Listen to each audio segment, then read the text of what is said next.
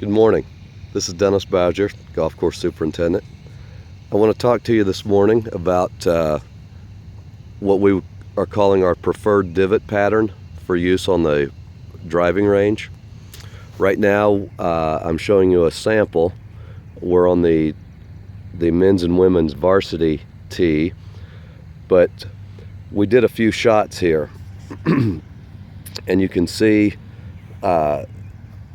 the one on the left is what I'll call a scatter pattern of divots. Then in the center is, I just call a big blob.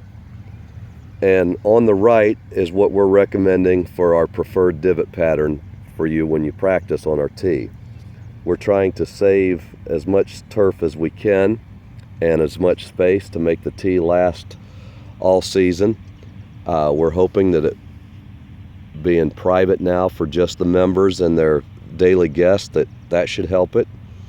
But the practice that you'll need to do is to just start right at the front and then just continue to put the ball behind you and go back.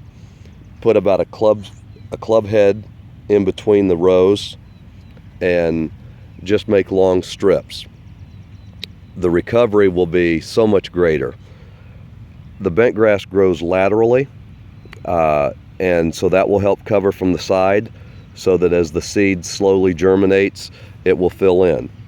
With the big blob pattern, it is just a big area of sand and seed, and it's much harder to get that established.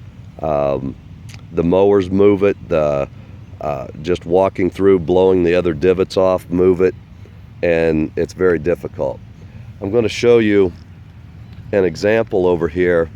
Now this is a pattern, as you see up through here, of where the varsity team has been using it. And you can see on this one especially how the grass is growing laterally and almost has that covered.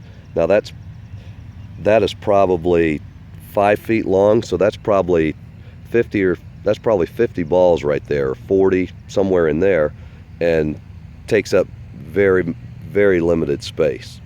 So I'm going to take you up to the driving range now and have you see some of the blobs up there and some of our problems that we're encountering.